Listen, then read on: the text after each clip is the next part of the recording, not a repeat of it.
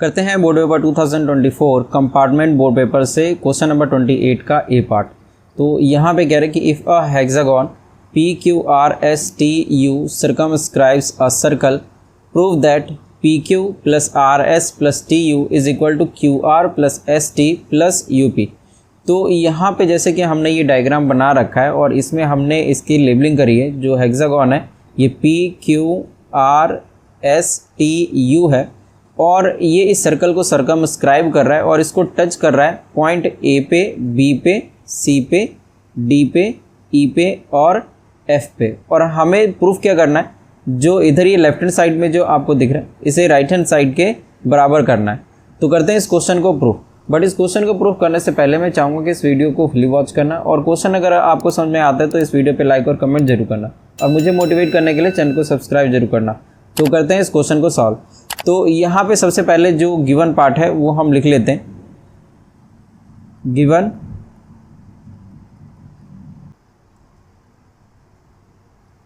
Hexagon PQRSTU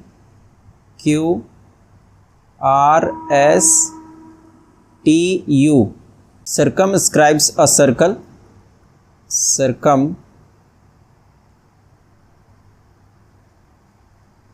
scribes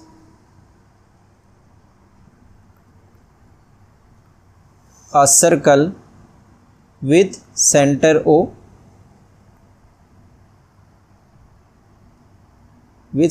O, touches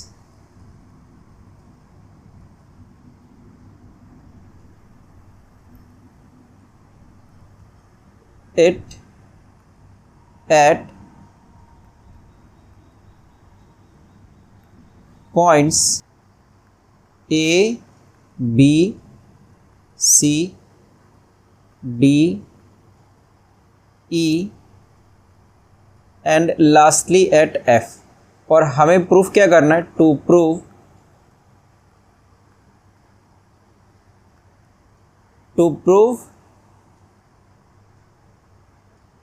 PQ plus RS plus TU is equal to QR plus ST plus UP। तो ये हमको proof करना है। तो यहाँ पे इसको प्रूफ करने के लिए सबसे पहले जो एक थ्योरम है इसका हम इस्तेमाल करेंगे कि वी नो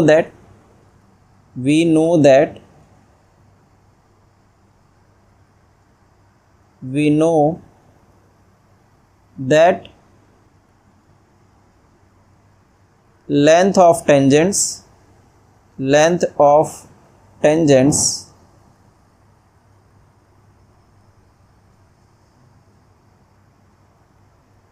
आर इक्वल, जो लेंथ ऑफ टेंजेंट्स होते हैं वो इक्वल होते हैं। अभी इस क्वेश्चन को लेके चलते हैं अगले स्लाइड पे। तो जो लेंथ ऑफ टेंजेंट है वो इक्वल होता है और इसीलिए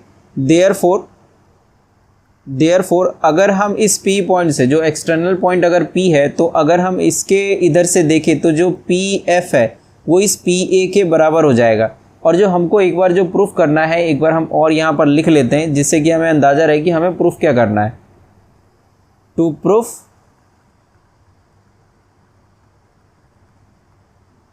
तो जो हमें प्रूफ करना है वो ये है। अब यहाँ पर जैसे कि हमने अभी पिछले लास्ट स्लाइड पे जो लिखा था कि वी नो दैट जो लेंथ ऑफ टेंजेंट होता है वो इक्वल होता है। तो इसीलिए यहाँ पर अगर P एक्सटर्नल पॉइंट है तो अगर हम यहाँ से देखें PA और PF तो ये दोनों बराबर हो जाएगा। तो यहाँ पे हम लिख सकते हैं PA is equal to PF। अब यहाँ पे देखिए जैसे कि अगर ये PQ है तो जो PQ है ये पूरी लाइन है, तो इस पूरी लाइन पे जो भी टेंजेंट होगा हम इकट्ठे ही लिखेंगे एक साथ। जैसे PA के साथ में AQ होना चाहिए, तो यहाँ पर PA है तो इसी साइड पे यहाँ पर हम लिख सकते हैं जो AQ है, जो AQ टेंजेंट है वो इस BQ के बराबर हो जाएगा, BQ के बराबर हो जाएगा। तो इसको हम इक्वेशन बनाते हुए चलते हैं। जैसे ये इक्वेशन 1 हो गया, ये इक्वेशन 2 हो गया और इसी तरीके से जैसे हमने PQ के लिए लिखा है, अब है RS, तो RS ये वाली साइड है तो इसीलिए हम इसका RC और CS ले लेंगे। तो इधर है आर सी और सी एस, और इसके अगेंस्ट में जो इसके इक्वल है, जो टेंजेंट इसके इक्वल है, जैसे आर सी के इक्वल बी आर है, तो इसको हम इस साइड लिखेंगे, B R is equal to C S के साथ में जो टेंजेंट है, मतलब जो एस से बन रहा है, सी एस, एस से डी एस, तो इसको हम इस साइड लिखेंगे डी एस, और इसको भी हम एक नाम दे देते हैं, इक्वेशन 3, इक्वेशन 4। फिर उसके बाद है टी यू, तो जो टी यू है उसको हम एक ही तरफ रखेंगे, इस दोनों को प्लस करके, मतलब इसी साइड पे, तो इसीलिए हम यहाँ पर लिख सकते हैं टी ई, और एक लिख सकते हैं ई यू। तो जो टी ई है वो टी डी के बराबर है, तो इसीलिए टी डी, और इसको हम कर लेंगे इक्वेशन नंबर 5। और जो ई यू इसको हम बराबर कर लेंगे यू एफ के, और इसको हम मान लेंगे कि ये हमारा इक्वेशन 6 है। अब हमें क्या करना है, सबको ऐड कर देना है, क्योंकि हमारे प्रूफ के अंदर इस सबको ऐड किया गया है, तो इसीलिए एडिंग इक्वेशन 1 2 3 4 5 एंड 6, तो जो लेफ़्ट साइड में है उसे लेफ़्ट साइड में ऐड करना है, और जो राइट साइड में है उसे राइट साइड में ऐड करना है। तो यहाँ पर ये हो जाएगा P A plus A Q plus R C plus C S plus T E plus E U. इधर दूसरे साइड पे P F plus B Q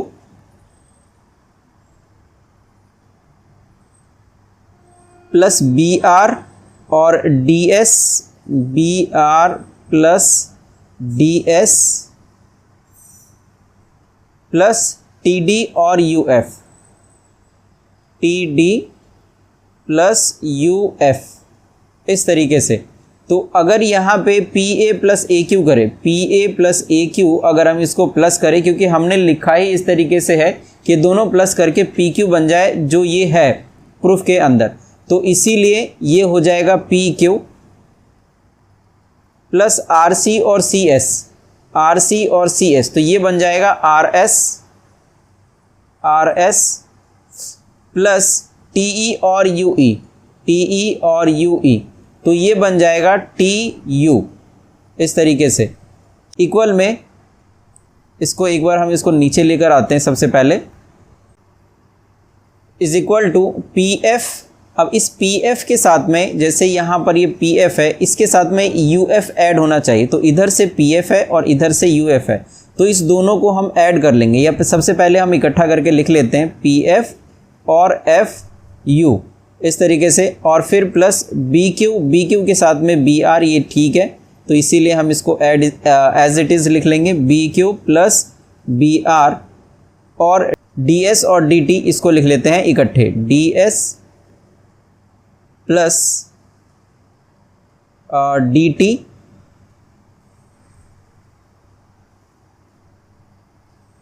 तो इधर जो पी एफ और एफ यू है, पी एफ और एफ यू, तो ये हो जाएगा पी यू, या यू पी हम इसको बोल सकते हैं, यू पी